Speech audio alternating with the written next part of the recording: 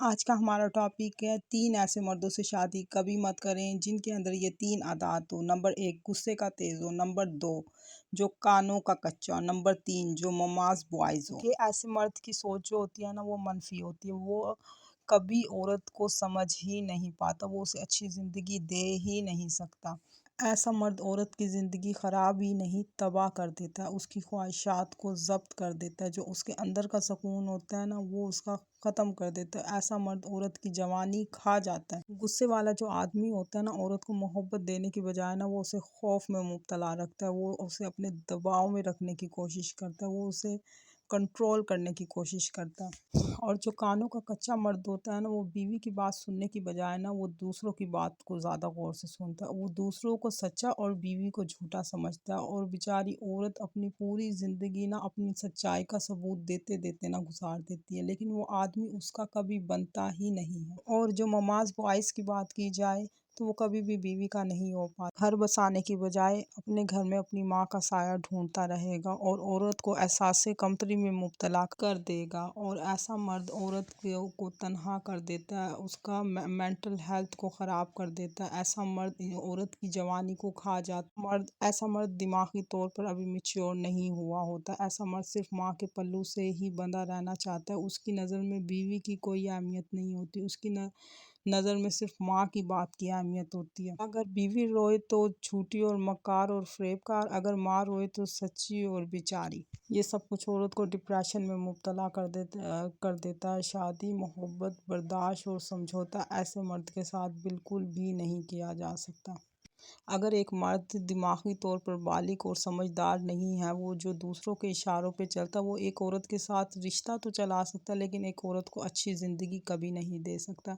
ऐसी औरत की ज़िंदगी तबाह और बर्बाद होकर रह जाती है। वो पूरी ज़िंदगी इस उम्मीद पर गुजार देती है कि शायद ये अब अच्छा होगा और अब अच्छा होगा, वो कभी अच्छा नहीं होता और इसी उम्मीद पर ज़िंदगी ख़त्म हो जाती है। अच्छा, ऐसा मर्द ना खुदगर्ज़ भी बहुत होता है। जहाँ पर बीवी हक़ पर होती है ना तो वो कभी ये वो बीवी का साथ देने की बजाय ना वो हमेशा दूसरों का साथ देता है, वो अपने बहन भाइयों का साथ देता है।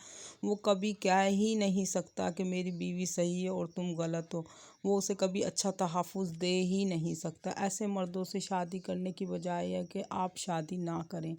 अच्छा, आज मैं अब आपके साथ शेयर करूंगी 20 रुपए में बनते हैं। अस्सलाम वालेकुम माय यूट्यूब फैमिली, प्लीज़ यार मेरे चैनल को लाइक शेयर सब्सक्राइब करो। इसके बाद हम अपना टॉपिक को कंटिन्यू करेंगे। दाल बनाने के लिए आपको इन इंग्रेडिएंट्स की ज़रूरत पड़ेगी: माश दाल, मूंग दाल, चना दाल और चावल और मसूर की दाल आपने लेनी है। ये आपने सारी हम वज़न ले ले। मसालों में कसूरी मेथी, कुटी हुई लाल मिर्च, हल्दी, लाल मिर्च, गरम मसाला, लाल छोटी मिर्च, कटे हुए टमाटर, हरा धनिया, मिर्च, लहसुन, अदरक का पेस्ट और मलाई। इन सारी दालों को मैं ना अपने मतलब 4 लोगों की बना रही। इन सारी दालों को ना हम वज़न ले लेना, आपने ज़्यादा नहीं लेना। मैं यहाँ पे 4 लोगों के मुताबिक 2-2 चम्मच डाल रही हूँ। और हाँ, जो चावल है ना वो आपने ना 2 चम्मच, अगर आप दालों का ले रहे हैं ना तो चावलों का आपने आधा चम्मच लेना, 2 चम्मच नहीं डालने। इस तरह दाल वाइट वाइट हो जाएगी। और वो सिर्फ चावल जो होते हैं ना इसमें सिर्फ जायके के लिए मतलब इंक्लूड होते हैं। अगर आप ना भी करें ना तो इससे कोई फ़र्क नहीं पड़ेगा, लेकिन आप डालेंगी ना तो जायका बहुत अच्छा और लजीज बनती है। ये दाल आप प्लीज़ लाजमी ट्राई कीजिएगा।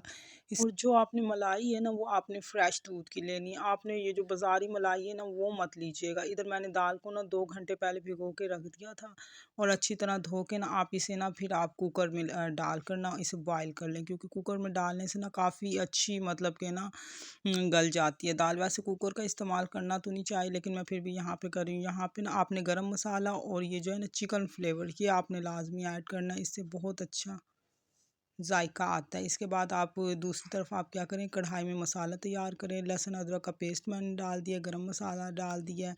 आपने सारी चीज़ों को इकट्ठा नहीं डालना है। लाल मिर्च डाल दिए, गोल छोटी मिर्च। इसको हल्का सा ना मतलब ना क्रिस्पी सा हो जाए ना फिर आपने वो करना है, इसमें कसूरी में मेथी ऐड करनी है। ये सारे मसाले ना आपने एकदम नहीं डाल देने। फिर वो इसके बाद आपने टमाटर डालने, टमाटरों को आपने इतना वो गलाना है कि ना ये माइश हो जाए। माइश होने के बाद ना आपने इसके अंदर जो है ना ये तमाम मसाला जात वो जो है ना वो फिर एक साथ डाल दें, नमक मिर्च हल्दी वगैरह। इसके बाद आपने ना मलाई डाली, मलाई डाल के ना इसको आपने अच्छी तरह भूनना है कि ना ये ना घी ऊपर आ जाए। जब घी ऊपर आ जाए इसके ऊपर आप चिकन फ्लेवर डालेंगी और आप ना इसको ना 2 मिनट के लिए ना बंद करके रख देंगे। इधर आपकी दाल गल चुकी है। दाल गलने के बाद आपने ना क्या करना है, ढक्कन खोलना है, दाल इसमें ऐड कर देनी है।